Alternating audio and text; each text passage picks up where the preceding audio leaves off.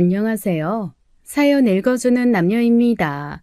오늘도 와주셔서 감사드리며 그럼 오늘의 사연 바로 시작하겠습니다. 안녕하세요. 저는 얼마 전 무거운 선택을 해야 했던 40대 여성입니다. 여러분께서는 연명치료에 대해 알고 계시나요? 연명치료란 병이 너무 깊어져서 스스로 숨을 쉬거나 먹지 못해 마지막 순간에 이를 때 기계를 쓰거나 약으로 생명을 억지로 이어가게 만드는 치료를 말해요. 환자가 막다른 상황에 오면 의료진은 보호자에게 묻습니다. 연명치료를 할 것인지 그대로 둘 것인지를요. 저는 남들은 평생 한 번 있을까 말까 한 그 선택을 2번이나 해야 했어요. 연명치료가 필요했던 가족이 있었던 분들이나 혹은 연명치료로 기적적으로 살아나신 분들은 아실 겁니다. 그 선택이 남은 가족들의 마음을 얼마나 난도질하고 오래 상처를 만드는지를요. 저희는 참 행복한 가족이었어요. 저는 다정한 부모님 밑에서 이남 일녀의 맞이로 태어나 가장 많은 사랑을 받은 자식이었죠. 온이야, 우리 온이는 커서 뭐가 될래? 몰라. 나는 되고 싶은 게 너무 많아. 그래서 뭐가 돼야 할지 모르겠어. 그럼 그 너무 많은 것 중에 지금 가장 되고 싶은 건 뭔데? 유치원 선생님도 되고 싶고, 동물원 사육사도 되고 싶고, 소방관도 되고 싶어. 이야, 다 정말 멋진 직업들이네. 우리 온이가 무엇이 되든 아빠는 다 응원할게. 뭐든지 돼도 좋고 뭐 아무것도 안 돼도 좋아. 온이는 그저 행복하게만 살아. 알았지? 아버지는 저의 가장 큰 후원자이자 든든한 지원군이었습니다. 밑으로 쌍둥이 남동생이 있었는데 아버지한테는 제가 제일이고 최고였어요. 그걸 저도 남동생들도 느낄 수 있을 만큼 큰 사랑을 주신 분이었죠. 아빠는 누나만 좋아해. 우리랑은 안 놀아주고. 맞아. 누나랑만 놀지 말고 우리랑도 놀아줘. 그럼 온유랑 온준이도 아빠랑 도서관 갈래? 왜 도서관? 왜 도서관? 놀이터 가. 너네 놀이터 가면 결국 아빠랑 놀아주지도 않고 니네끼리 놀면서 뭘. 그러지 말고 다 같이 도서관 가서 책 읽자. 도서관에 얼마나 재밌는 책이 많은데. 싫어. 아버지는 활동적인 남동생들의 에너지를 좀 힘들어하셨어요. 워낙 정적인 분이고 낚시나 서예처럼 가만히 앉아서 즐길 수 있는 취미를 즐겼던 분이셨거든요. 성향이 맞아서 저와 함께하는 시간이 많기도 했습니다. 일이 쉬는 날이면 독서를 좋아했던 우리 부녀는 오붓하게 도서관을 찾기도 하고 근교의 미술관을 찾아 다양한 이야기를 해주시는 걸 좋아하셨어요. 주변에서도 어쩌면 저렇게 부녀 사이가 좋냐고 부러워했죠. 아버지의 사랑은 제게 자부심이었고 저를 단단하게 자라게 했습니다. 그런 아버지께서 제가 고등학교 1학년이 되던 무렵 갑작스러운 사고로 사경을 헤매게 된 것입니다. 오니 아빠, 정신 좀 차려봐. 나 모르겠어? 우리 애들도 모르겠어? 오니 아빠, 지규남 씨! 응급실에서 피투성이가 된 채 누워있는 아버지의 침대를 붙잡고 엄마는 오열했습니다. 모든 것이 제가 태어나 처음 보는 것들 투성이었어요. 죽음을 목전에 둔 무력한 아버지의 모습도 갑작스러운 불행에 어쩔 줄 모르고 어린 아이처럼 우는 엄마도요. 저는 남동생 둘과 나란히 서서 꼼짝도 못하고 그저 지켜볼 수밖에 없었습니다. 의료진들이 바쁘게 움직이며 아버지를 살리려고 했지만 쉽지 않았어요. 무사히 수술은 마쳤지만 아버지는 깨어나지 못했고 사실상 인공호흡기를 제거하면 아버지는 금방이라도 떠날 사람이었죠. 그때는 지금처럼 가족들에게 연명치료 여부를 묻지는 않았었습니다. 당시에는 가망 없는 환자들도 그저 죽음을 기다리는 상태로 계속 살아가야만 했었어요. 하지만 의사 재량에 따라 조용히 가족들에게 은밀한 선택권을 주는 경우가 덜어 있었다더라고요.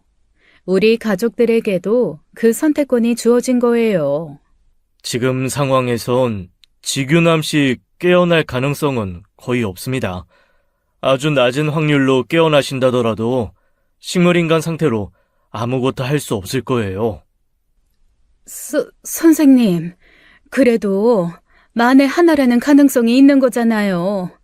그 기적이라는 말도 있고, 간절히 바라면 결국 깨어날 가능성이 더 높아지지 않을까요?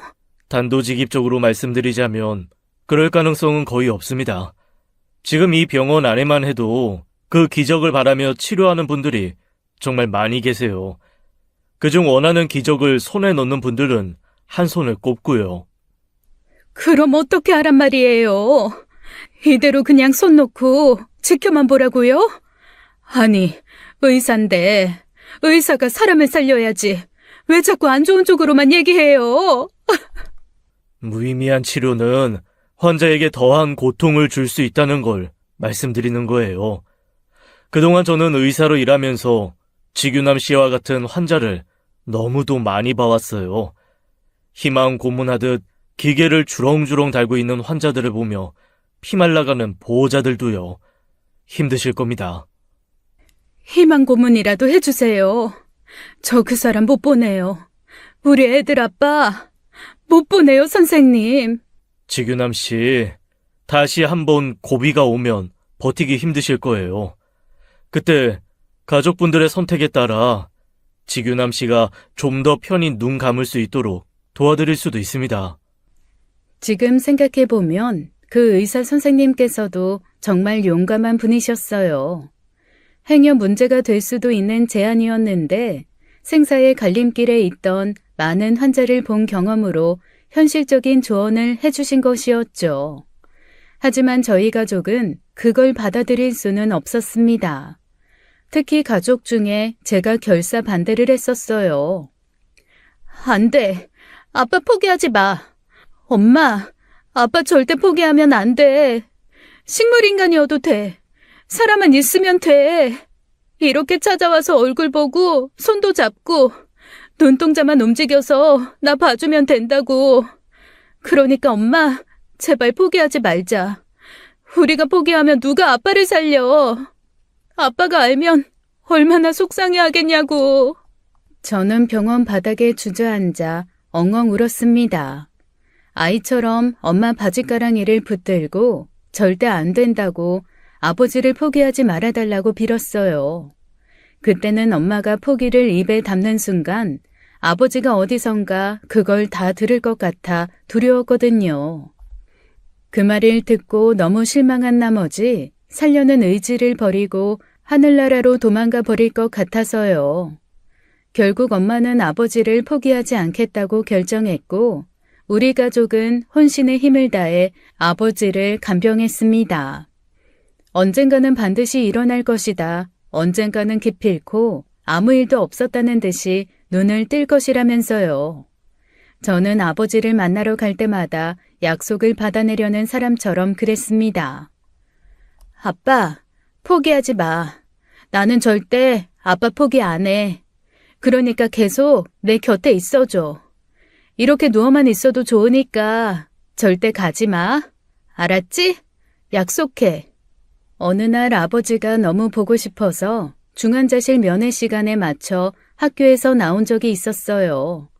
병원에 가는 건 괴로웠지만 병원에라도 가면 저를 기다리는 아버지가 있다는 사실이 참 기뻤습니다.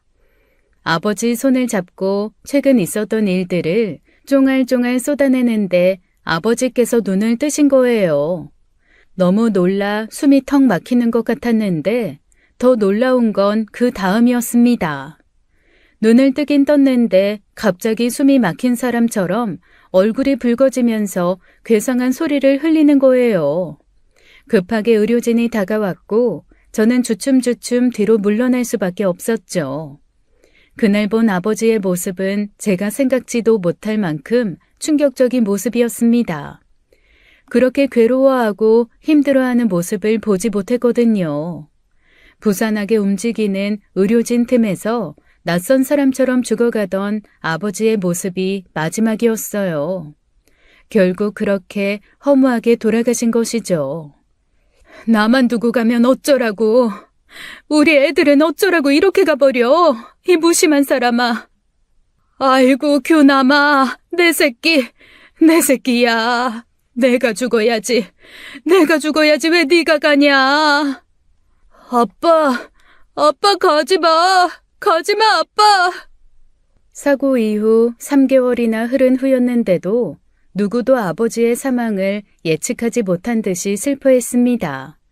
다들 간절한 희망을 가지고 있었으니까요.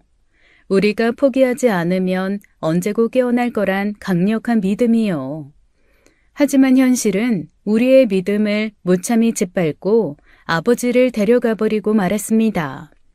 장례식 발인 같은 임종 직후의 일은 마치 술을 진탕 마시고 사라진 기억처럼 제게 존재하지 않아요. 정신을 차려봤을 땐 어둠에 갇힌 방 안이었고 문을 등지고 누워 이불을 머리 끝까지 쓰고 있었죠. 오니야, 자니? 언제까지 잠만 잘 거야? 밥은 안 먹어? 오니야. 그때 저는 삶의 의욕이 하나도 없었어요. 정말 살지 않기로 작정한 사람처럼 밥도 먹지 않았고 씻지도 않고 학교에도 가지 않았죠. 하는 일이라곤 그저 침대에 누워 벽을 보는 일이었습니다. 죄책감이 들었거든요. 유일하게 혼자서 지켜본 아버지 임종에 저는 아버지께 정말 못할 짓을 했다는 생각을 했었어요. 식물인간이 되더라도 내 곁에 있어 달라는 욕심에 아버지께서 저렇게 고통스럽게 가셨구나. 그동안 얼마나 힘들었을까. 내가 붙잡지만 않았어도 이런 일은 없었을 텐데. 하나부터 10까지 후회되지 않은 게 하나도 없었습니다. 처음 일주일 정도는 다들 그냥 눈 감아주는 것 같았어요. 제가 밥을 통 먹지라느니 엄마는 끓여온 누룽지를 사정사정해서 먹이거나 소금물을 마시게 하곤 했죠. 그런데 제가 한 달 가까이 학교에 나가지 않자 학교 담임 선생님도 찾아오고 어른들이 무척 애를 써야 했어요. 오니야, 선생님이야. 아니, 문 좀 열어봐. 선생님이랑 이야기 좀 하자, 어? 저한테도 문을 잘 안 열어줘요. 상심이 크신 와중에 오니 때문에 걱정도 많으시겠어요. 그래도 어떻게든 버텨보려고요. 어떻게든 버텨야 다들 사니까. 오니 밑으로 남동생들도 있다고 하던데 동생들은 괜찮나요? 사내 애들이라 그런지 아직 어려서 그런지 오니만큼은 아니에요. 오니가 제 아빠랑 더 가까웠어서 더 그럴 거예요. 이대로 가다간 출석 일수 맞추기가 어려워서 유급해야 할지도 몰라요. 교장 선생님도 상황을 안타까워하셔서 재량껏 어떻게든 해보시려고 하는데 이게 길어지면 학교에서도 어떻게 할 수가 없거든요. 어떻게든 갈 수 있도록 설득해 볼게요. 죄송합니다, 선생님. 여기까지 오셨는데 오니 얼굴도 못 보고. 아닙니다. 저 오니야, 선생님 갈게. 조금만 더 쉬고 우리 학교에서 보자. 알았지? 그렇게 문 앞을 소란하게 하는 사람들이 많았어요. 할머니도 왔다 가시고 이모도 왔다 가고 사촌 오빠도 와서 저를 꺼내려고 애를 썼죠. 오니야, 아가, 얼른 나와봐. 할머니가 오니 좋아하는 꽃감 가져왔는데 좀 먹어봐, 응? 지온이, 이모랑 핸드폰 사러 갈래? 그때 너가 가지고 싶다고 했던 핸드폰 있잖아. 이모가 너 다가오는 생일 선물로 사줄게. 같이 사러 나가자. 오니야, 오빠랑 이야기 좀 하자. 너 고민 있으면 오빠한테 상담도 많이 하고 그랬잖아. 일단 문 좀 열어봐, 어? 저는 그때 그저 조용히 어둠과 고요에 파묻혀 있고 싶었어요. 현실 감각이 떨어지면 아버지가 돌아가셨다는 사실도 잊을 수 있을 것 같았거든요. 화장실도 거의 가지 않고 모두가 잠든 밤에나 갔어요. 고요한 밤에 깨어있는 게 좋았고 해가 비치면 눈부터 질끈 감았죠. 그런데 어른들은 자꾸 저를 현실로 끌어당겼고 그게 저를 너무 지치고 힘들게 했습니다. 그만 좀 해. 그만 좀! 이상하리 많지 분노를 참기 힘들었어요. 이불을 허공에서 걷어차는 것만으로도 모자라 벌떡 일어나 발로 문을 쾅쾅 차며 소리를 질렀죠. 나 좀 내버려 두라고. 다 필요 없어. 아무것도 필요 없다고. 제발 나 좀 그냥 내버려 두란 말이야. 쥐죽은 듯 잠자코 있던 제가 불같이 포효하자 이윽고 문 밖은 잠잠해졌습니다. 하지만 엄마는 저를 포기하지 않았어요. 매일같이 제 방문을 두드리고 먹지도 않을 밥을 문 앞에 두고 가고 이러다 죽겠구나 싶을 때 강제로 문을 열고 들어와 제 입에 꾸역꾸역 뭔가를 넣었죠. 어느 날은 울면서 제발 그만 좀 하고 나와달라고 사정한 적도 있었어요. 온이야, 너 언제까지 이럴 거야? 언제까지 엄마 속을 이렇게 뒤집어 놓을 거냐고. 너만 속상하니? 너만 속상해? 엄마도 속이 다 문드러지고 다 짓물렀다고. 너까지 그러면 어떡해? 엄마는 어떻게 살라고 그러는 거야? 제발 좀 그만해. 그만 좀 하고 나와. 왜? 엄마도 나 원망스러워? 내가 아빠 살려두라고 붙들어서 아빠 그렇게 힘들게 가서 내가 싫어? 뭐? 그게 갑자기 무슨 소리야? 내가 언제 너 원망스럽댔어? 엄마 그런 소리 한 적 한 번도 없어. 그런 생각도 한 적 없고. 거짓말. 엄마 그때 그냥 아빠 포기하려고 했잖아. 근데 나 때문에 붙잡아서 아빠 힘들어졌다고 나 원망하는 거잖아. 무슨 말도 안 되는 소리야. 대체 너 왜 그래? 왜 그러는 건데? 너 때문에 아빠가 힘들었다고 생각해서 그래? 그런 거 아니야. 그 선택은 엄마가 한 거고 네 결정과는 별개였어. 어차피 의사 선생님 권유였을 뿐이지 다들 결국 같은 선택을 한다고. 거짓말이야. 내 욕이나 실컷 하고 싶으면서 아빠가 살아 돌아오면 나 되게 원망할 거야. 그렇게 괴로웠는데 붙들고 있었다고. 나 되게 원망할 거라고. 나 때문이야. 나 때문에 안 그래도 힘든 아빠를 더 힘들게 했어. 내가 나빴어. 온이야.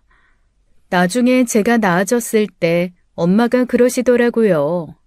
이러다 애 잡겠다. 당장 병원에 입원이라도 시켜야겠다 싶더라고요. 정말 정신줄을 놓은 것 같아 병원에 데려가는 것조차 두려웠다면서요. 저는 그때만 생각하며 엄마한테 너무 모진 말로 상처를 준 것 같아 미안했어요. 그런데 엄마는 제 마음을 제대로 보듬어 주지 못한 것을 미안해했죠. 그러던 어느 날 벽에 기대어 어둠 속 어렴풋이 보이는 방을 넋을 놓고 보고 있을 때였어요. 작게 문을 두드리는 소리가 들리더니 문 밑으로 뭔가 들어오더라고요. 누나, 나 온준이. 이거 한번 봐봐. 아빠 거야. 그때 제 문을 두드린 건 쌍둥이 중 둘째 막내 동생이었습니다. 눈길도 주지 않다가 아버지 것이라는 말에 정신이 들어 몸을 일으켰어요. 뭔가 싶어 보니 문틈으로 들어온 건 아버지가 지갑 속에 넣어 다니던 제 증명사진이었죠. 그런데 무심결에 뒤집은 뒷면에서 글귀 하나를 발견한 겁니다. 나의 세상 온희. 아버지의 필체로 쓰인 다정한 그 6음절에 저는 또 무너지듯 주저앉아 울었죠. 제가 문 앞에서 흐느껴 울자 문 밖에 막내가 듣고 있었는지 그러는 거예요. 아빠는 누나가 이러는 거 절대 원하지 않을 거야. 지금 아빠가 되게 슬퍼하고 있을 것 같아. 그날 막내의 이야기는 꽤 효과가 있었습니다. 한참을 울다 잠이 들었는데 처음으로 꿈에 아버지가 보인 거예요. 아버지는 제 손을 꼭 잡고 계셨고 살아계셨을 때처럼 다정하게 웃고 계셨죠. 온이야, 우리 예쁜 우리 딸, 왜 이러고 있어? 아빠, 미안해. 미안해, 아빠. 내가 아빠 가지 말라고 해서 너무 힘들게 해서 미안해. 아니야. 온이가 가지 말라고 해서 안 간 게 아니라 아빠가 온이 목소리 더 듣고 싶어 못 간 거야. 아빠가 더 버티지 못해서 미안해, 우리 딸. 아빠 보고 싶어. 보고 싶어. 아빠, 오래오래 기다릴게. 나중에, 아주 나중에 다시 만나자. 아빠는 우리 온이 때문에 너무 행복했어. 온희, 온유, 온준이. 아빠 세상에 와줘서 고마워. 사랑해, 우리 딸. 아빠! 눈을 떴을 땐 밝은 햇살이 창을 통해 들어오고 있었습니다. 꿈이었다는 걸 안 순간 다시 눈물이 쏟아졌지만 이상하게도 몸도 마음도 많이 가벼웠어요. 그리고 그날 저는 처음으로 엄마와 남동생이 앉아있는 아침 식사에 모습을 드러냈죠. 누나! 엄마! 누나 나왔어! 온이야, 얼른 앉아. 엄마가 너 좋아하는 갈치조림 했어. 얼른 앉아. 그날 엄마는 밥을 먹으며 조용히 눈물을 훔쳤습니다. 남동생들은 제 눈치를 살피며 슬금슬금 장난을 쳤죠. 그렇게 멈춰 있었던 제 세상이 다시 움직이기 시작했어요. 고등학교는 그때 그만두었습니다.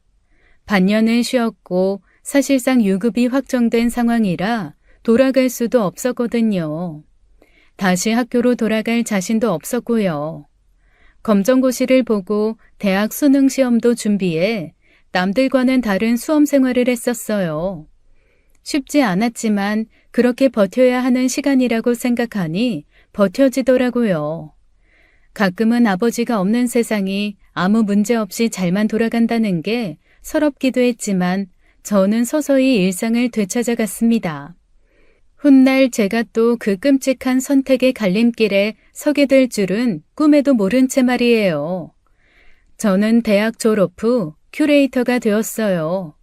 큐레이터는 박물관이나 미술관에서 전시를 기획하고 꾸미는 감독 같은 사람이죠. 저는 미술관에서 활동하는 큐레이터로 어떤 그림을 어떻게 전시할지 고르고 사람들이 보기 좋게 꾸미는 사람이에요. 그래서 다양한 전시를 위해 외국과 한국으로 가며 바쁘게 살았죠. 큐레이터가 된 건 아버지 영향이 컸어요. 어린 시절 아버지와 함께 다녔던 미술관에서 오래도록 일해보고 싶다는 꿈이 생겼던 거거든요. 쌍둥이 남동생 중 둘째는 직업군인이 되었고 셋째인 막내는 대기업에 입사했습니다. 그렇게 3남매가 각자 사회적으로 맡은 바를 성실히 수행하며 잘 살아 있었어요. 아버지가 돌아가신 지도 15년이라는 세월이 흘렀죠. 모든 것이 순조로웠다고 할 수는 없지만 그렇다고 특별한 문제가 있었던 건 아니었습니다. 문제가 된 건 막내가 결혼한 이유였죠. 엄마가 막내가 결혼하겠다고 한 여자를 반대했거든요. 안 돼. 난 온준이 너 그 여자애랑 결혼하는 거 싫다. 왜? 아이, 내가 좋다잖아. 다른 거 다 안 보고 그냥 그거 하나만 생각해주면 안 돼? 엄마가 괜히 반대해? 애가 솔직하지 못하잖아.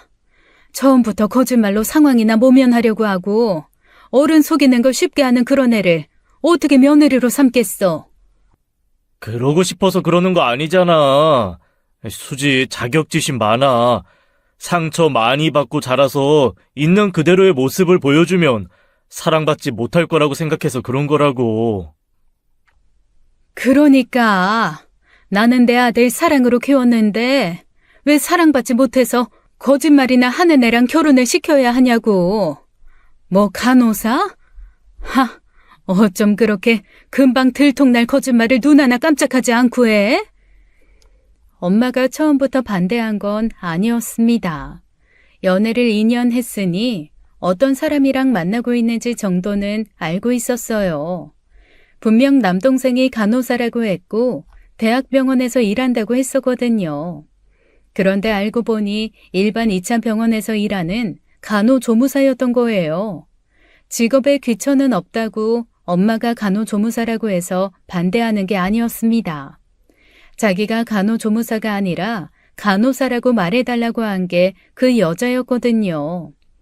게다가 우연히 남동생과 함께 있는 걸 엄마가 만나서 밥을 사준 적도 있는데 그때 미운털이 박힌 모양이더라고요. 어른들 눈엔 조신하지 못한 과한 노출의 옷차림도 마음에 안 들었지만 자기가 간호사로서 어떤 자부심을 느꼈는지 아무렇지 않게 거짓말한 게 큰 요인이었대요. 그 자리에서 직업에 대한 자부심이 큰 것이 좋아 보였다가 후에 거짓말이었다는 사실을 알고 크게 실망한 거죠. 저도 솔직히 말해 반대였습니다. 누가 거짓말하는 사람을 가족으로 받아들이고 싶겠어요. 하지만 남동생 하는 이야기를 들어보면 그 여자의 입장도 이해가 전혀 안 되는 건 아니라 생각이 복잡했죠. 쌍둥이인 남동생은 외모만 같지 성향이 좀 달랐습니다. 둘째는 공부에 흥미도 없고 기성세대의 틀에서 벗어나서 살려고 했다면 막내는 공부도 잘했고 기성세대가 보기에 정석인 루트를 밟고 있는 엘리트였거든요. 그래서 엄마도 저도 둘째와 달리 막내에게 거는 기대도 컸었어요. 차라리 온유가 데려왔다고 하면 내가 이해도 하고 별 말도 안 해. 온유 저 녀석은 충분히 그러고도 남겠지.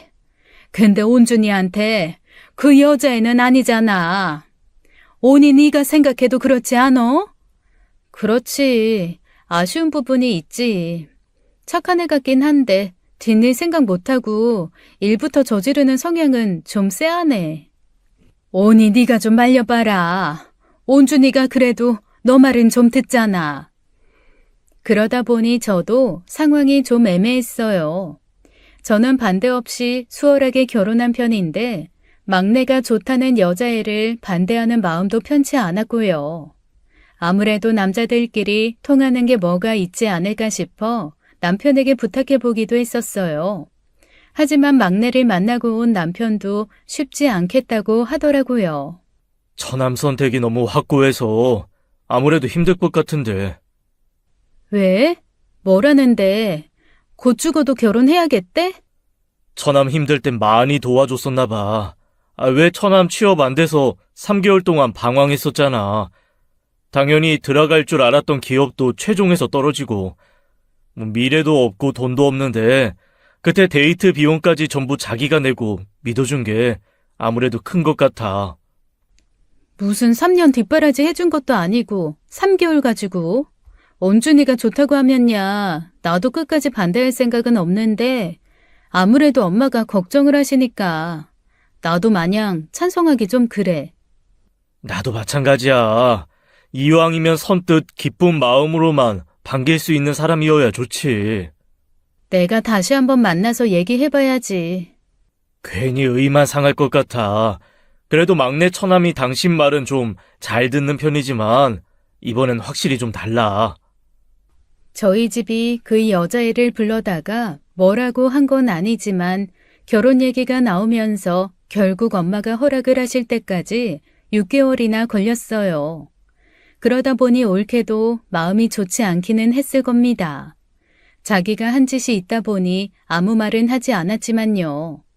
그때의 일이 훗날 나비 효과가 되어 어떤 결과를 초래할지 누구도 상상하지 못했죠. 우려했던 것과 달리 막내는 결혼해서 잘 살았어요. 반대한 게 무색할 만큼 싹싹한 며느리 노릇도 참 잘했고요. 명절에도 절대 손에 물 묻히지 못하게 하려는데 절대 지지 않고 설거지하며 음식 장만도 같이 했죠. 그러다 보니 엄마도 결사 반대했던 게 미안해 더 잘해주시고 문제는 없었습니다. 문제는 엉뚱한 곳에서 터졌어요. 다들 모인 김에 할 말이 있어. 뭔데 그렇게 거창하게 얘기해? 뭐 여자 있어? 너도 결혼하게? 온준이 결혼해 사는 거 보니 너도 부럽지? 애석하게도 누나 예상은 완벽하게 틀렸어. 비혼. 지금 나 비혼 선언하는 거라고. 뭐, 비혼? 얘 지금 뭐라고 하는 거니? 비혼? 온유 결혼 안 하고 산대. 평생 혼자 산다는 말이야. 뭐? 그게 무슨 말이야? 결혼을 안 한다니. 평생 혼자서 늙어서 죽겠다고? 엄마, 어차피 인생은 개쌍마이웨이인 거야. 난 처음부터 결혼이라는 제도가 이 몸을 담기엔 좀 힘든 제도라고 생각은 했거든? 근데 온준이 사는 거 보고 확실하게 알았어. 난 못 해먹겠구나. 그래서 결심하고 다들 모이는 자리에서 선언하는 거야. 아이고, 머리야. 아주 가지가지해, 가지가지. 열받은 엄마는 둘째 등짝을 후려쳤고 둘째는 억울하다는 듯 이리저리 피해 다녔습니다. 사실 그리 놀랄 만한 일은 아니었어요. 솔직히 비혼 선언까지는 예상하지 못했지만 둘째는 막내와 다르게 평범하게 살 것 같진 않았거든요. 개성이 강하고 일반 사람들과는 마인드가 좀 달라서 막내와 달리 저와 부딪히는 일도 많았고요. 남편도 온유 처남은 이해하려 들지 말고 그냥 그런 사람이구나 하고 받아들이라고 할 정도였어요. 하지만 부모님 세대는 그런 삶을 받아들이지 못하잖아요. 결혼하지 않는 삶은 패배자라는 인식이 강한 기성세대였던 엄마는 그날로 알아두었습니다. 둘째가 그렇게 잘한 건 자기 탓도 있는 것 같다고 울기까지 했죠. 아유, 엄마, 뭘 그런 걸로 울어. 자기가 살고 싶은 대로 산다는데. 네 자식 아니라고 막말할래? 지금이야 젊어서 다행이지. 나이 들면 저도 자식도 없이 남자가 혼자 살면 얼마나 추접스러워지는지 알아? 네 외삼촌 봐라. 네 외숙모 일찍 가고 혼자 얼마나 처량하게 사는지. 온유가 그 꼴로 살 거라고 생각하니 내가 복장이 터지지, 터져. 아이, 외삼촌이야 혼자 할 줄 아는 게 없어서 그렇지. 온유는 군인 돼서 빨래도 지 손으로 하고 음식도 곧잘 만들어 먹잖아. 그리고 뭐 결혼 안 한다는 말이 연애도 안 한다는 말이 이게? 여자 만날 건 다 만날걸? 그게 뭐야. 여자를 만날 거면 한 여자한테 정착을 해서 살아야지. 그럼 죽을 때까지 이 여자 저 여자 다 만나고 다니면서 개차반처럼 살겠다는 거야? 어쩌겠어. 지가 그렇게 산다는데 다 큰아들 뭐 몽둥이로 때려서 말 듣게 하려고? 어쩜 하나같이 이렇게 속을 썩여 속을. 나는 뭐 왜 또 불똥이 거기까지 튀어. 봐봐. 나도 지금 잘 살고 있고 엄마 그렇게 결혼 반대했던 온준이도 잘 사는데 온유도 잘 살겠지. 엄마는 모르겠지만 요즘 애들 결혼 안 하고 산다고 하는 애들 태반이야. 안 하는 애들은 또 안 하는 애들끼리 잘 어울려 살겠지. 그리고 생각도 바뀌기 마련이잖아. 온유도 생각 바뀔 수도 있어. 그러니까 그냥 알아서 하게 둬. 괜히 말리면 더 하고 싶은 게 사람 심보라니까. 엄마 마음을 잘 달래주며 진정시켰지만 쉬운 일은 아니었어요. 하지만 둘째도 보통 성격은 아닌지라 결국 이번에도 엄마가 지는 게임이었죠. 저희 부부는 반대도 찬성도 아닌 입장이었지만 막내 부부는 지지하는 입장이라 엄마 힘이 딸리기도 했고요. 아무래도 쌍둥이로 자라다 보니 아무리 성향이 달라도 둘째와 막내가 통하는 게 많았어요. 엄마, 형이 결혼 안 하고 혼자 산데도 내가 있잖아. 뭘 걱정해. 내가 잘 챙길게. 너가 챙기냐? 결국 혼자 사는 가족 뒤치다거리는 여자 몫이야. 수지한테 시숙 뒷바라지 하라고 한다는 거야? 염치도 없어 너는? 어머니, 너무 걱정하지 마세요. 저도 생각이 크게 다르진 않아요. 그리고 아주버님 성격에 저희 뒷바라지 바라지도 않을 건데요, 뭐. 요즘엔 서양처럼 결혼은 안 하고 동거만 하고 사는 커플도 많대요. 삶의 형태는 다양하잖아요. 아주버님도 결혼만 안 한다는 거지. 아예 여자를 안 만나고 살겠다는 것도 아니니까 너무 염려하지 않으셔도 돼요. 세상이 바뀌었다고 사람 사는 것까지 바뀌는 거 아니야. 결혼을 하면 하는 거지. 그렇게 어중간하게 사는 게 사는 거야? 아유, 말세지 말세야. 삶의 형태는 다양하지만 세상에 받아들여지는 형태는 따로 존재했습니다. 남동생이 결혼하지 않고 혼자의 삶을 살겠다고 한다면 저는 그 형태까지는 존중할 수 있었어요. 하지만 훗날 둘째가 선택한 삶이 그 이상 보통 사람은 상상도 하지 못할 범주에 있다는 걸 알았을 때야 저는 엄마가 느꼈던 그 절망을 느낄 수 있었습니다. 그 후 2해가 지났을 거예요. 여전히 둘째는 결혼 생각이 없었고 직업 군인도 그만두고 모은 돈으로 친구와 음식 사업을 시작했죠. 같은 쌍둥이인 셋째가 아이를 낳고 사는 걸 보면 좀 다르지 않을까 했는데 별로 부러워하는 기색도 없더라고요. 오히려 막내와 똑 닮은 얼굴로 조카들 놀려주는 재미로 더 즐거워 보였죠. 현우야, 아빠 어딨어, 아빠? 그렇지, 내가 아빠지? 재밌냐? 재밌어? 어떻게 똑같은 장난을 100번 하고도 100번을 다 즐거워하냐? 아, 왜 재밌는데? 이건 아무나 못 즐기는 스릴과 즐거움이야. 오직 쌍둥이 형제를 가진 자만이 할 수 있는 장난이라고. 누나는 모르지? 어렸을 때 누나 나한테 온준이라고 하고 온준이가 나인 줄 안 거. 내가 그랬다고? 무슨? 아무리 니들이 쌍둥이라도 내가 너네들 못 알아보겠어? 엄마도 가끔 헷갈려 하는데 누나가 무슨 수로 알아봐? 봐봐, 아까도 엄마 나한테 온준이라고 했잖아. 너 저녁하고 머리까지 똑같이 하니까 엄마야 좀 헷갈려 하실 수도 있지. 너랑 온준이는 완전히 달라. 완전히. 분위기가 딴판인데 무슨 소리야? 딴판은 뭐가 다른데? 무슨 분위기? 온준이 샌님처럼 구는 거 그거? 그것도 내가 작정해서 따라하기만 하면야. 너가 따라하면 온준이는 뭐 너처럼 날라리 흉내라도 낸다든?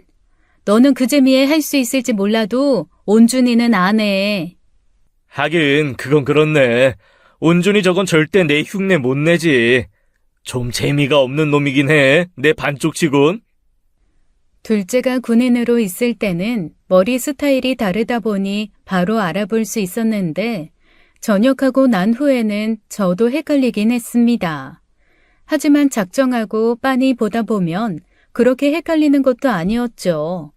둘이 풍기는 분위기가 완전히 달랐으니까요. 어쨌거나 각자의 삶을 책임지며 평범하게 살던 어느 날이었어요. 불행은 불현듯 소리 소문 없이 찾아왔고 곧 저희 삶을 서서히 무너뜨리기 시작했습니다. 암이라뇨? 엄마가 암이라는 거예요? 검사 결과 어머님은 난소암 4기 진단이 나왔습니다. 남세포가 남소뿐 아니라 이미 복강 내 여러 장기와 복막, 간 주변까지도 전이가 된 상태예요. 특히 복막에 광범위하게 퍼진 데다 이미 복수도 보이고 지금까지 아무것도 모르고 견딘 게 기적이라고 할 수 있을 정도로요. 하지만 그냥 배가 좀 아프고 골반이 좀 뻐근하다 그 정도인데 그런 결과가 나올 수 있어요? 오진 아니에요? 차트가 바뀌었다든지 검사 결과가 바뀌었다든지요. 그런 문제는 없어요. 혹시라도 결과에 의문이 있으시면 다른 병원에서 재검 받아보시는 것도 괜찮아요. 지금 상태로는 수술로도 모두 제거하는 게 어렵고 항암 치료도 완치 목적이 아니라 병의 진행 속도를 늦추고 통증을 줄이는 데 초점을 둬야 합니다. 아마 통증이 점점 더 심해질 거예요. 잠깐만요. 지금 그럼 가망이 없다. 그런 말씀을 하시는 거예요? 수술로도 안 되고 항암 치료로도 안 되는 거면 그럼 그냥 통증 관리와 삶의 질을 유지하는 방향으로 치료를 하셔야 돼요. 어머니께서도 놀라셨겠지만 보호자분께서도 마음의 준비를 하셔야 할 것 같습니다. 어떤 선택을 하든지 가족들과 충분히 상의해 보시고 저희가 그 방향으로 도와드릴게요. 단순히 위장병 정도로만 생각하고 온 자리에서 청천벽력 같은 시한부 판정을 받은 거예요. 같은 자리에서 함께 결과를 듣던 엄마는 아무 대꾸도 없이 그저 멍하게 의사를 바라보기만 했죠. 저는 왈칵 쏟아져 나오는 눈물을 주체할 수 없었지만 엄마 앞이라 꾹 참아야 했어요. 그건 아버지의 죽음, 제 오랜 방황에 이어 우리 가족에게 닥친 세 번째 불행이었습니다. 그래서 영 가망이 없대? 아이, 그 의사 돌팔이 아니야? 다시 재검 받아보자. 다른 병원들도 많잖아. 더 희망적으로 말해주는 의사를 찾아가야지. 일단 다른 병원 예약도 잡아놨어. 근데 엄마가 싫다시네. 싫다니 뭐가 싫어? 재검받기 싫다는 거야? 아이, 왜? 그냥 받아들이겠대. 그동안 우리한테 말을 안 해서 그렇지 그만한 통증도 있었나 봐. 엄마는 별로 놀란 기색도 없어. 그게 말이 돼? 몸에 그렇게 큰 이상이 있었으면 말을 했었어야지. 어떻게 그 지경이 되도록 말을 안 해? 아이, 진짜 엄마. 누나, 그래도 재검은 다시 받아봐야지. 다른 병원에서는 수술이라도 해보자고 할 수도 있잖아. 어떻게든 설득해야지. 그래도 너희 엄마 앞에서 너무 티내지 마. 나도 못 참고 엄마 앞에서 울어버려서 엄마 많이 속상해했거든. 가능하면 최대한 지금처럼 대해주고. 형제들이 모여 머리를 맞대었지만 그건 안간의 힘으로 어떻게 해결할 수 있는 일이 아니었습니다. 설상가상 엄마는 힘든 항암 치료를 원하지 않았어요. 주변에 암으로 고생하시다 돌아가신 분이 계셨는데 말도 못하게 힘들어 하시는 게 생각이 나 겁이 난 모양이었죠. 그렇다고 아무것도 안 하고 손 놓고 있을 수만은 없잖아요. 그래서 엄마를 붙들고 사정도 하고 부탁도 했습니다. 엄마, 그럼 아무것도 안 하고 죽는 날만 기다린다는 거야? 엄마, 자신 없어. 자신 없어도 우리는 어쩌라고. 나랑 온유, 온준이는 어쩌라고. 그냥 이대로 아무것도 안 하면 엄마 나중에 가고 나서 우리 마음은 어떨 것 같아? 엄마 반대로 내가 그랬다고 생각해봐. 내가 아무것도 안 하고 포기한다고 하면 그래도 엄마는 받아들일 수 있어? 그건 아니지. 거봐, 엄마도 못하잖아. 그러니까 엄마, 제발 마음 좀 단단히 먹어줘. 엄마 위해서가 아니라 우리 위해서라도. 제발 살려고 뭐든지 노력 좀 해줘. 엄마가 그랬잖아. 우리 가온이 결혼하는 것도 보고 증손주도 보겠다고. 아빠 목까지 더 오래 살 거라고 했잖아. 엄마는 제 눈물의 호소에 괴로워하셨습니다. 어떻게 그 심정을 알겠어요. 지금에서야 갈 사람과 남을 사람은 서로의 심정을 절대 완벽히 이해할 수 없다는 걸 알게 되었습니다. 결국 엄마는 할 수 있는 것은 다 해보겠다고 마음 먹으셨어요. 그 뒤로 체력을 위해 운동도 시작하시고 몸에 좋은 식단으로만 챙겼죠. 저는 엄마 간병을 위해 휴직하고 모든 시간을 엄마에게 쏟아부었습니다. 수술은 했지만 사실상 성과가 없었고 항암 치료로 머리카락이 다 빠지고 하루에도 12번씩 오바이트를 하며 힘든 시간을 보내야 했어요. 모두의 노력이 무색하게도 엄마의 상태는 호전되지 않았죠. 그러던 어느 날 항암 치료를 받고 돌아와 내내 잠만 자던 엄마가 온 가족을 불러 그러시더라고요. 아버지 말이야. 그때 많이 힘들어 했었어. 그 이야기를 왜 해? 내가 금방 도와줬으면 그렇게 힘들게 버티지도 않았을 텐데. 지금 와 생각해보면 네 아버지도 그렇게 누워만 있을 때 얼마나 무력감을 느꼈겠나 싶어서 미안해. 내가 어찌해볼 도리가 있는 일이 아닌 것을. 엄마, 온이야, 온유야, 온준아, 혹여 엄마한테 위기가 와서 연명치료해야 하거든. 그때 엄마 그냥 보내줘. 엄마, 왜 그런 얘기를 해? 미리 이야기해둬야 너네가 결정이 쉽지. 엄마 그렇게 힘들게 계속 살아있는 거 원하지 않아. 너희도 힘들게 하고 싶지 않고. 그러니까 너무 어려워 말고 엄마 보내줘. 생각보다 아버지를 더 일찍 만나러 갔구나. 슬픈 일이 아니고 기뻐할 일이구나. 그렇게 생각해. 엄마는 이미 마음의 정리를 다 끝낸 듯 저희를 불러 당부했습니다.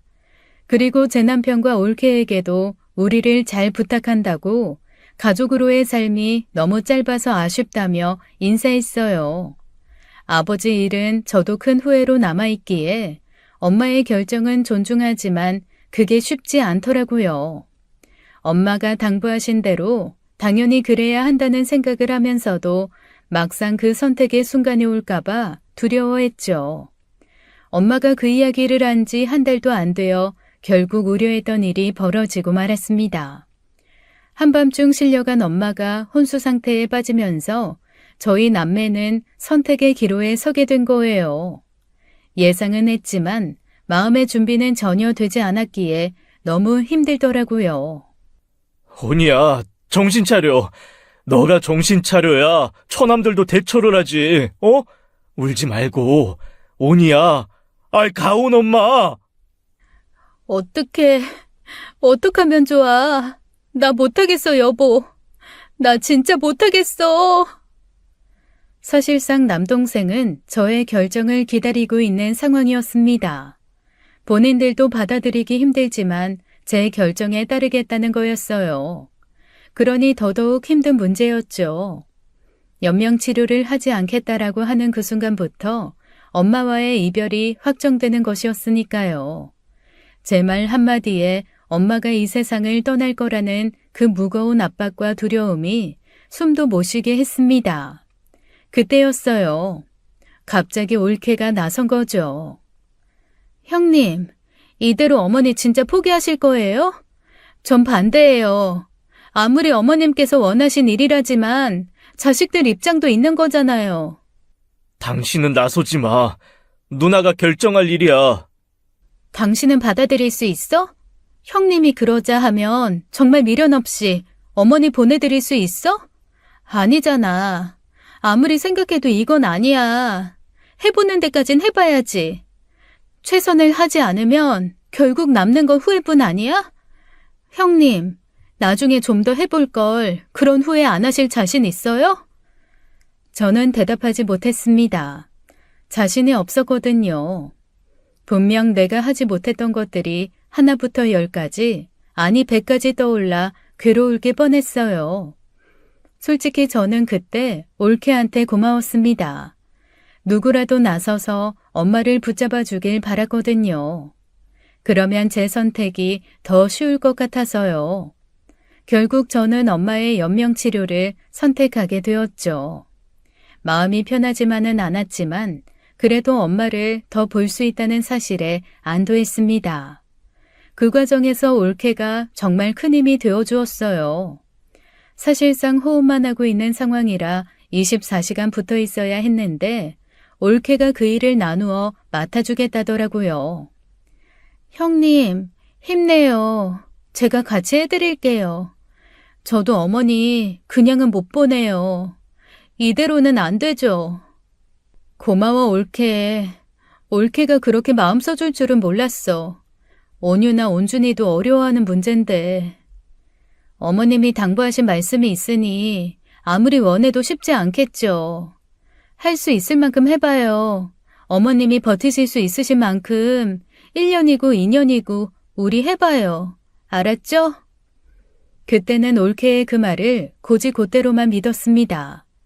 1년이고 2년이고 해보자는 그 말에 끔찍한 악의가 있는 줄도 모르고요. 그렇게 일주일쯤 지났을 거예요. 다행히 엄마는 고비를 넘겼고 일반 병실로 옮겨졌습니다. 의사소통도 쉽지 않고 눈을 깜빡일 수 있는 정도라 호전됐다고 할 수는 없었지만요. 올케와 저는 집과 병원으로 가며 바쁘게 엄마 간병을 했어요. 오전에는 올케가 있고 제가 오후에 아이를 시어머니께 맡기고 병원에 오는 길이었습니다. 그런데 병원 복도에 셋째와 올케가 있더라고요. 다정히 팔짱을 끼고 앉아 함께 핸드폰을 하고 있는데 한창 회사에 있어야 할 녀석이 왜 있나 했습니다. 야, 지온준, 너 오늘 회사 안 갔어? 어? 아, 연차 안 했어. 이 사람이 같이 있어달라 그래서. 아, 그래? 올케, 수고했어. 잘 됐네. 둘이 시간 보내다가 들어가. 밥도 맛있는 거 먹고 내가 돈 줄게. 아니에요. 집에 가서 밥 먹기로 했어요. 형님, 그럼 고생하세요. 그렇게 저를 지나쳐가는 두 사람을 보며 순간 전 이상한 생각이 들었습니다. 올케와 함께 있는 사람이 막내가 아니라 둘째라는 생각이 든 거예요. 그래서 멀어지는 막내를 불러 세웠죠. 온준아, 지온준. 왜? 아냐, 아무것도. 뭔가 이상하다고 생각했지만 사실 깊게 생각하지는 않았습니다. 올케와 다정한 스킨십을 할 사람이 막내 아니면 누구겠어요. 두 사람을 절대 혼동하지 않을 수 있다는 자신감을 가졌던 터라 피곤해서 이상한 생각이 드는 거라고 생각했죠. 그런데 그게 끝이 아닌 거예요. 그 후로도 이상하게 한 번씩 막내가 아닌 것 같다는 생각이 들 때가 있더라고요. 매번 그런 건 아니고 한 번씩이요. 머리 길이야 엇비슷해도 옷 입는 스타일은 완전히 다른 두 사람이라 헷갈릴 리도 없는데도요. 그러던 어느 날이었습니다. 확실히 막내가 아닌 것 같다고 생각한 건 두 사람이 있을 때의 분위기였어요. 막내와 올케는 죽고 못 살 정도로 좋아서 한 결혼이지만 부부라 서로에게 많이 익숙해져 있었습니다. 그래서 저희 앞에서는 대놓고 스킨십을 하거나 다정하게 서로를 챙기는 일이 많지 않았죠. 그런데 막내가 올케를 바라보는 눈빛이 평소와 너무 다르다는 생각이 들더라고요. 혼란스러워하던 와중 저는 남동생을 붙들고 물었습니다. 온준아, 왜? 예전에 말이야. 나 방에서만 틀어박혀 있었을 때. 그때 너가 나 나오게 한 거 기억나? 내가? 아니, 내가 그랬나? 왜 그때 네가 내 방에 들어와서 아빠가 남긴 거 줬었잖아. 아, 그랬지. 근데 그게 뭔지는 기억이 안 나네. 분명히 누나가 방에 들어가서 누나 누워있을 때 뭔가 줬었던 것 같은데. 근데 그게 왜? 그 순간 전 확신했어요. 그때 막내가 제게 건넨 건 아버지 지갑에 있던 제 증명사진이었고 막내는 제 방에 들어온 게 아니라 문틈으로 그걸 전해줬으니까요. 야, 지온유. 어? 아이, 무슨 소리야? 온유 그 자식 이름이 왜 나와? 쇼를 하려면 제대로 해. 온준이가 그 자식이라는 말 쓰는 거 봤어? 지온유, 너 뭐야? 너 지금 온준이인 척 올케랑 같이 있는 거야? 올케 이 자식이 온유인 거 몰랐어? 네? 아주버님이요? 그럴 리가 없는데. 아이, 진짜. 누나 보통이 아니네. 그래, 나 온준이 아니다. 몇 번 잘 넘어가나 했더니 역시 의심하고 있었구나. 너 대체, 제정신이야?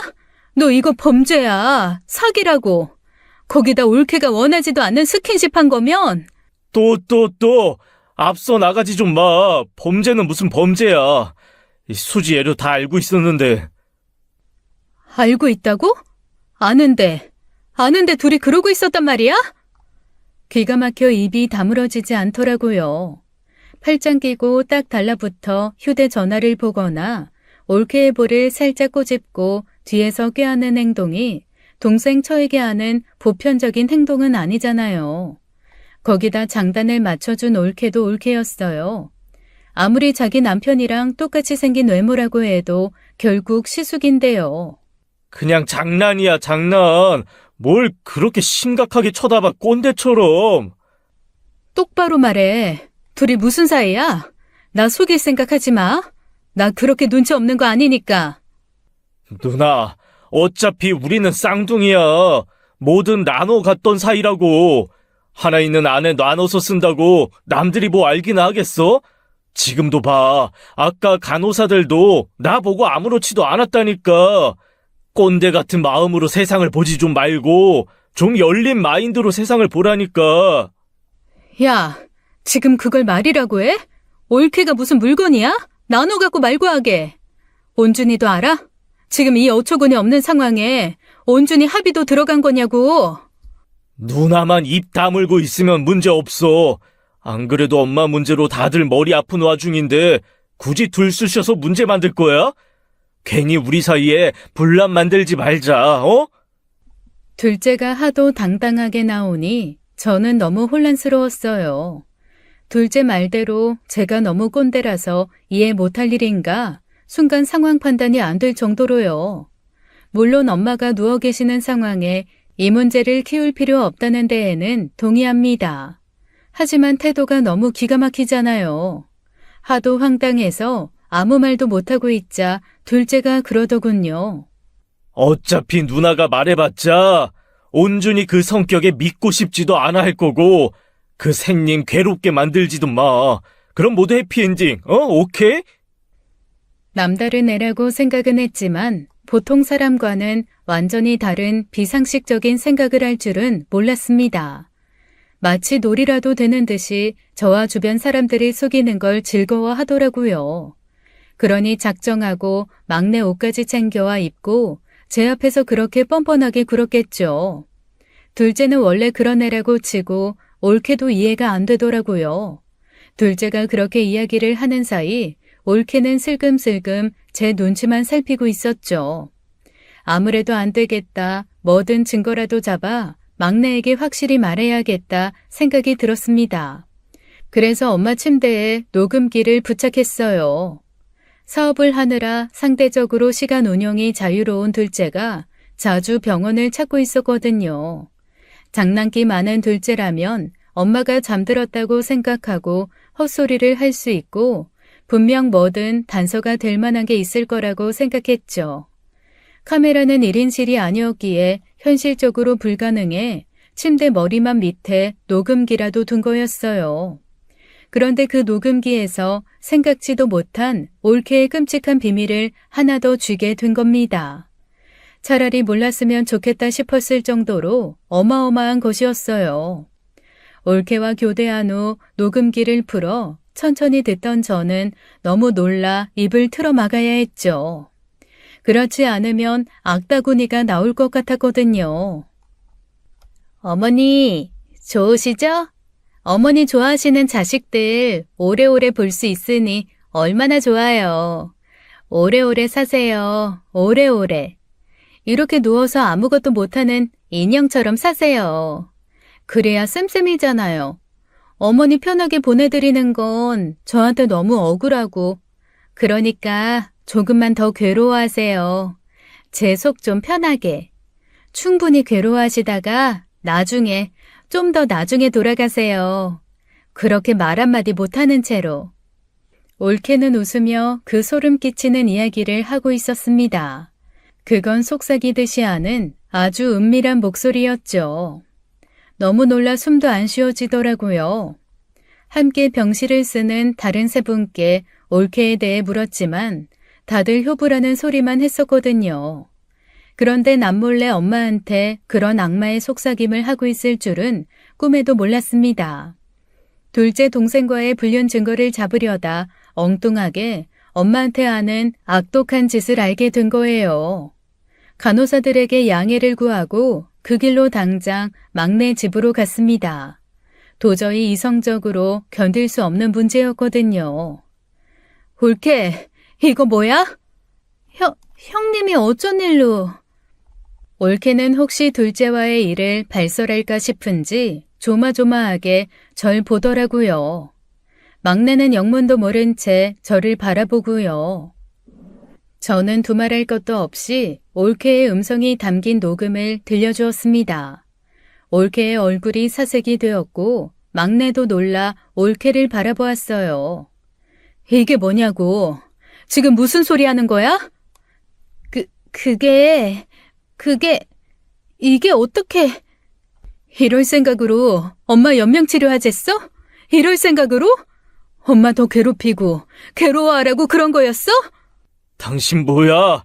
이게 대체 뭐냐고? 그냥 하는 소리였어요. 그냥. 어머니가 우리 결혼 많이 반대하셨잖아요. 그때 너무 마음고생을 많이 해서 속상한 마음에 그냥 한 소리예요. 절대로 괴롭힐 생각으로 한 게 아니라. 기가 막혀.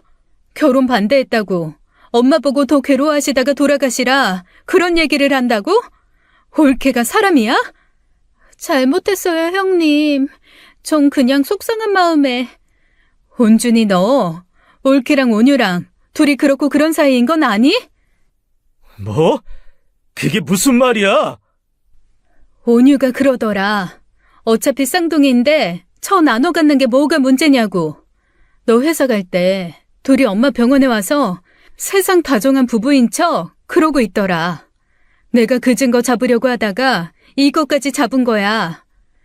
남동생은 도저히 믿기 힘들다는 듯 자기 아내를 바라보았죠. 올케는 눈물 범벅이 되어 남동생 팔을 붙잡고 소리 없이 애원하더라고요. 그때 병원에서 다급한 연락이 왔고 저희는 모든 일을 제쳐놓고 병원으로 뛰어갔습니다. 엄마에게 또다시 위기가 왔고 다시 기도 삽관을 해야 하는 순간이 온 거예요. 어떻게 할 거냐는 의사의 물음에 저는 해달라는 말이 도저히 안 나오더라고요. 결국 우리 욕심에 2주를 더 버티면서 엄마는 과연 행복했을까? 올케에게 그런 소리를 듣고 누워있으면서 심정이 어땠을까 싶으니 죄인이라도 된 것 같았어요. 연명치료 안 할게요. 누나, 엄마 그만 보내드리자. 엄마 힘들게 하지 말자, 온준아. 엄마는 3시간을 더 버티다가 돌아가셨어요. 엄마가 보내달라고 할 때 보내드릴 걸, 엄마 말대로 해드릴 걸 뒤늦은 후에 몸부림칠 때 막내가 그러더라고요.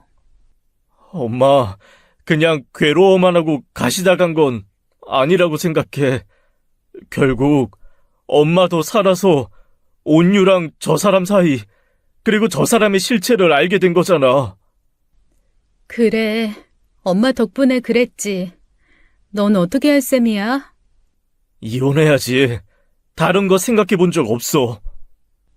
결국 막내는 장례식이 끝나자마자 이혼했습니다. 조용히 끝난 문제는 아니었어요. 장례식이 끝나자마자 그 순진한 샌님이 둘째에게 주먹을 날렸거든요. 야, 너 미쳤어? 미친 건 너지. 지온유, 생각 없이 산다고 생각은 했지만 이렇게 지능까지 딸릴 줄은 몰랐다. 내가 너 줄게. 너 가져라, 수지. 원래 사람은 끼리끼리인데 둘이 만났어야 하는 걸 내가 눈치가 없었네. 여보, 아니야, 그런 거 아니야. 나랑 아주버님은 그렇게까지 깊은 사이는 아니었어. 변명하지 마, 역겨우니까. 당신이 지금 내 앞에서 숨을 쉬고 있다는 것조차도 견딜 수 없을 만큼 소름 끼쳐. 당장 내 눈앞에서 꺼져, 둘 다. 현우도 볼 생각하지 말고. 현재 막내는 이혼 후 아들을 키우며 혼자 살고 있습니다. 이모를 비롯한 친인척들은 조카가 막내의 아들이 아니라 둘째의 아들인 거 아니냐고 조심스럽게 유전자 검사를 권유하기도 했었어요.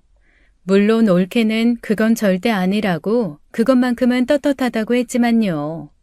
그런데 둘째와 막내가 쌍둥이다 보니 유전자 검사를 하더라도 친부를 가려내는 게 어렵다더라고요. 쌍둥이는 유전자가 100% 일치해 이 경우 생물학적 아버지를 판별하는 게 쉬운 문제가 아니었어요. 그래서 막내는 유전자 검사도 포기했습니다. 모호한 결과에 아들까지 잃을 수 없다면서요. 둘째와는 소식이 끊겼어요. 쪽팔린 줄은 아는지 어디로 온데간데 없이 사라져버렸죠. 어쩌다 우리 남매가 이렇게 됐나? 대체 어디서부터 잘못됐을까 한스럽기는 합니다. 하지만 더는 그 두 형제가 함께할 수 없다는 것도 알아요. 엄마도 둘째도 없는 가족이 되었지만 저희는 그럭저럭 잘 살아가고 있습니다. 인생이란 끊임없는 선택의 연속이라지만 매번 그 선택을 감당하는 게 정말 쉽지 않다는 걸 또 알았습니다. 후회가 남지 않도록 좀 더 신중해야 한다는 것도요. 엄마는 아버지를 만났을까요? 그래서 지금은 두 분 다 편해지셨을까요? 부쩍 부모님이 더 생각나는 밤입니다. 지금까지 사연 읽어주는 남녀였습니다. 끝까지 시청해주신 여러분 감사드리며 저희는 다음 사연으로 돌아올게요. 감사합니다.